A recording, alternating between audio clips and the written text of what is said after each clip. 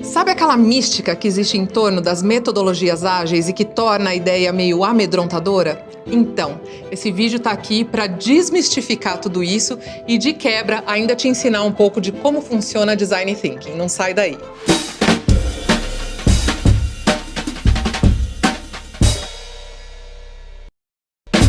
A Cybalá vem travando uma guerra. A gente quer acabar com esses termos que complicam, que dificultam o entendimento das pessoas em relação a temáticas como empreendedorismo, inovação, desenvolvimento de produto, tecnologia e transformação digital. Existem determinados termos, muitos em inglês, os terminhos do startupês, que fazem com que os assuntos pareçam mais complicados do que eles de fato são. Então a gente sempre para em cada um desses termos aqui para desconstruir a complexidade que eles parecem ter. Então vamos começar falando sobre metodologias ágeis.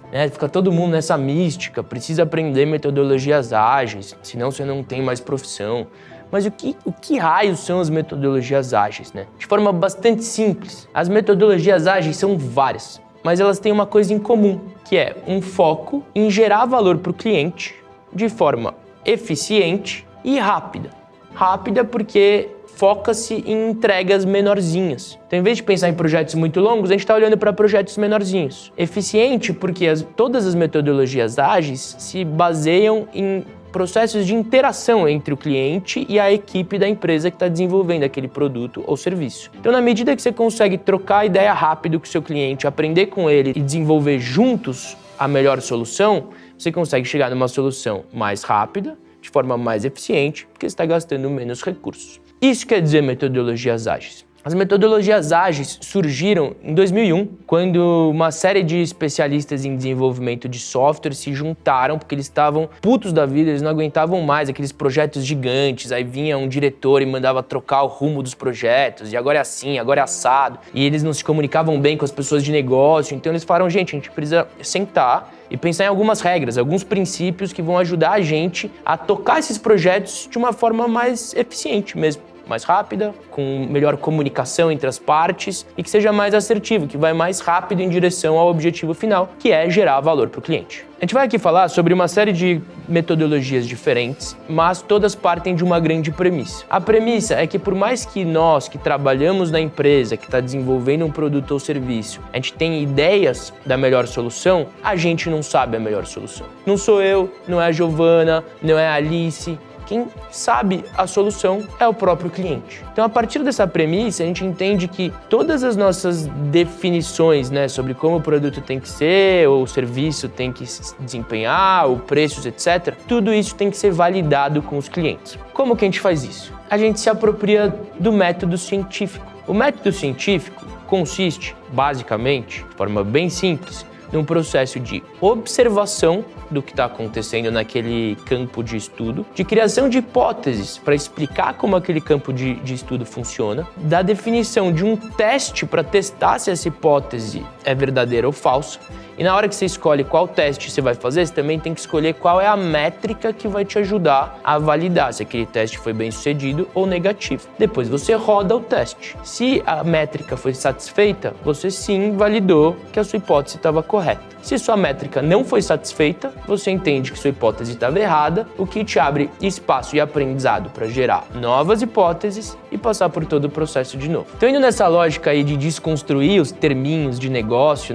que afastam as pessoas, tem um termo que é muito usado e, na verdade, ele é super importante, que é a pivotagem. O que quer dizer pivotagem? Significa mudar de direção se mantendo no mesmo eixo. Como a gente estava falando, esses processos aqui, eles consistem em testar coisas e aprender com esses testes. Na medida que você aprende com esse teste, sua compreensão de qual que é a solução, qual que é o caminho, muda um pouquinho. Pivotar significa você mudar um pouquinho esse curso em direção à solução ideal a partir daquilo que você aprendeu. No mundo atual que a gente vive, de mudanças tão constantes, vindo novidades de todos os lados, fica cada vez mais difícil a gente conseguir se estabilizar num processo, num produto que é sempre igual. a gente vê cada vez mais mudanças e mudanças mais aceleradas. Então esse processo de pivotar o caminho, de mudar um pouquinho o caminho, ele tem se tornado cada vez mais constante. E quando a gente olha para o futuro muito próximo, na verdade o normal não vai ser processos que estão estabelecidos há 50 anos, ou um produto que é igual a sei lá quanto tempo. O normal será que o tempo todo estaremos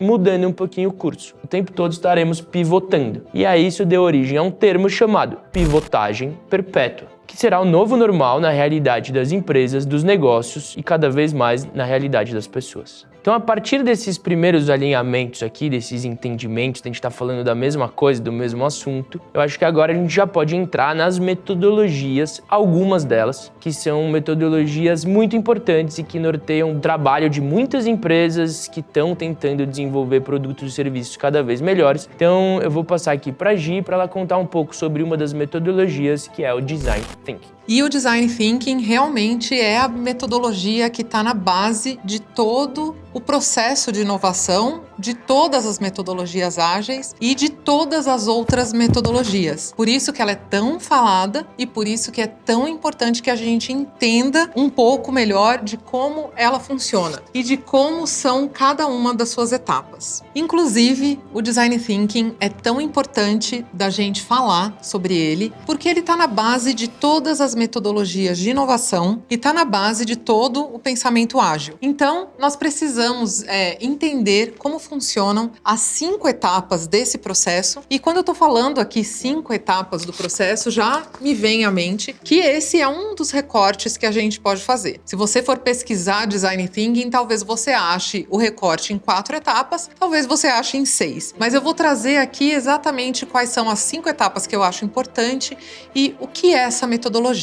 Então, basicamente, Design Thinking tem a ver com um processo design thinking, pensamento do design. Então, um processo de pensar a resolução de problemas com foco no ser humano, com foco no usuário, no beneficiário daquela solução que a gente está buscando. Uma coisa importante dessa solução é que ela se encontre na intersecção de 3 questões importantes. Ela precisa ser desejável do ponto de vista desse usuário, ela precisa ser viável no sentido financeiro, a gente consegue fazer, e ela precisa ser factível, ou seja, ela precisa ser possível.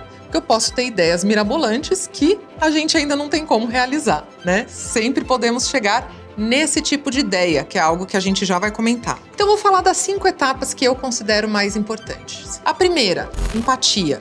Ela tem exatamente a ver com esse foco no beneficiário, no usuário, no humano. Então, nós vamos buscar empatizar através de uma etapa de imersão com as necessidades da pessoa que a gente está querendo ajudar. Depois, a gente vai ter uma etapa de definição, que é onde eu vou conseguir fechar, então, em qual é o problema daquela pessoa, daquele grupo que eu quero resolver. Afinal, a gente sempre acha mais do que um problema, né? Então, qual é o problema que eu quero resolver? Depois disso, a hora que eu tenho clareza do problema, eu vou para a etapa de ideação, que é o momento, então, em que eu vou buscar possíveis ideias e soluções para resolver aquela questão. E aí, quando eu tiver essas ideias, eu vou fechar de novo, novamente, na ideia mais promissora, na ideia que eu quero testar, e aí eu vou criar um protótipo para testar essa ideia e vou fazer testes com métricas muito bem definidas para decidir ou definir ou descobrir se aquela é realmente uma boa solução. Então, esse é mais ou menos o processo do Design Thinking.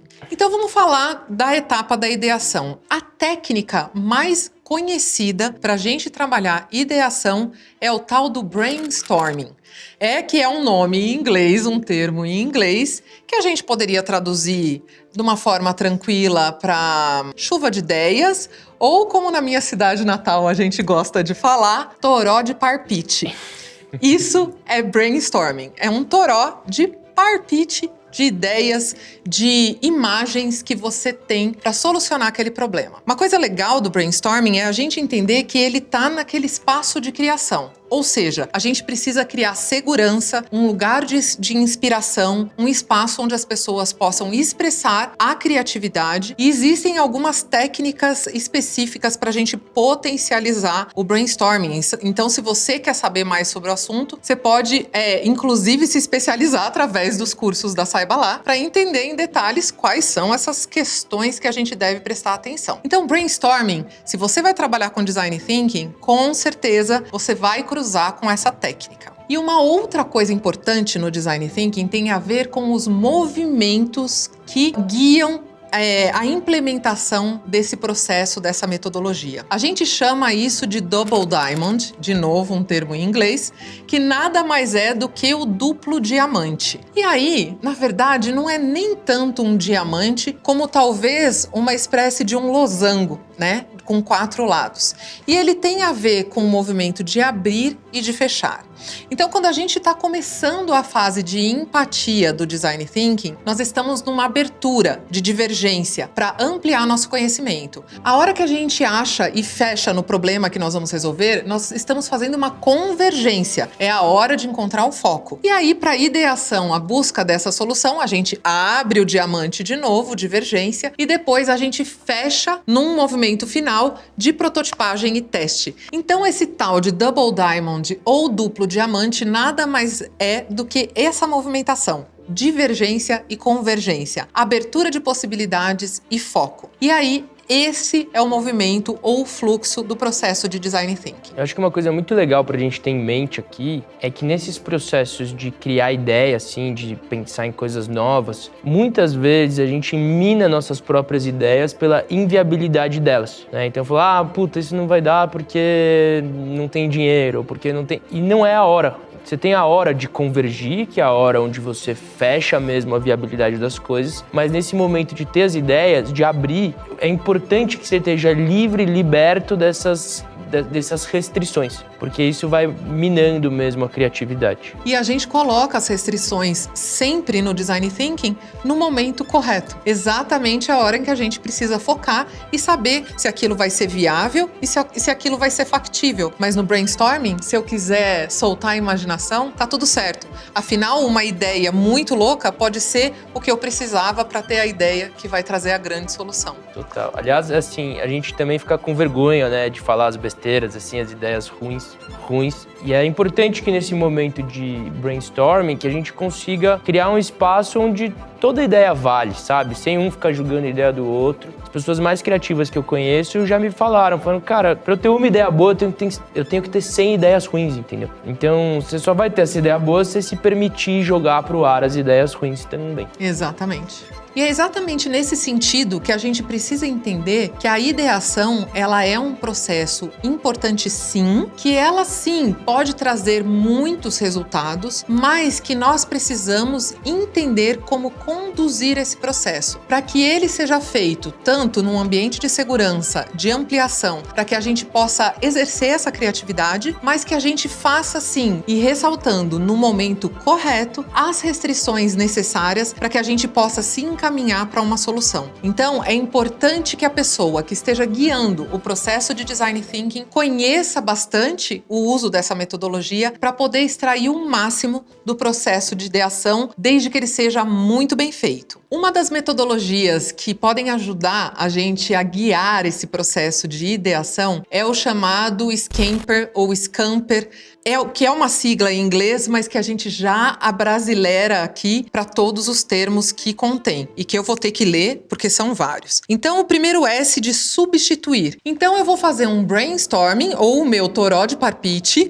para substituir alguma coisa. Então, eu vou pegar um problema, eu vou pegar um produto anterior e eu vou pensar o que eu posso substituir. E aí a gente faz um brainstorming. O C é de combinar. O que eu posso combinar nas coisas que possam me gerar mais uma solução? E aí, toró de parpite, combinando as coisas. O A é de adaptar. O M de modificar. O P de propor um outro uso, ou seja, será que eu posso pegar essa coisa e posso dar um uso diferente para ela? E depois a gente tem eliminar e reorganizar. O Scamper nada mais é do que pegar aquela equipe que tá falando assim, nossa, mas eu não tive nenhuma ideia. E aí sugerir um arcabouço, um entorno para guiar o processo de ideação. E aí a gente começa a dar opções, a gente começa a dar trilhas para essa equipe seguir e o processo de ideação fica muito mais fácil. Então o Scamper é uma ótima ferramenta contra aquela coisa de a gente não tem criatividade. Não tem como não ter. E aí chegando no final do nosso processo de Design Thinking, que tem muito a ver com prototipagem e teste, uma técnica famosa e que às vezes a gente não sabe a premissa correta é o famoso teste AB. E aqui a gente não vai entrar nos pormenores de ferramenta, nem nada disso,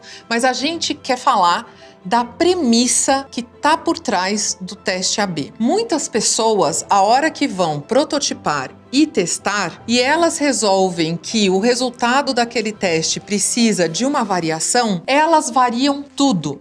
Então, eu pego, por exemplo, um anúncio onde eu tenho imagem, texto e uma animação, e aí eu faço outro anúncio com outra imagem, outro texto e outra animação, e chamo isso de teste AB. Isso não é teste AB. Nesse tipo de testagem, nós vamos mudar apenas uma variável. Assim, eu consigo manter todas as outras variáveis constantes e saber exatamente o que deu errado. Eu até me lembro de uma amiga que estava com a filha na psicóloga e aí a psicóloga sugeriu para ela mudar a dosagem do medicamento que a menina estava tomando, ao mesmo tempo em que ia inserir uma metodologia comportamental. E a minha amiga, sabiamente, entendendo de testes AB, sem ter consciência disso, virou para a psicóloga e falou: eu não vou mudar o remédio e colocar essa técnica, porque se o comportamento dela mudar, eu não sei qual das duas variáveis foi a que gerou essa mudança. É isso, gente. Teste AB,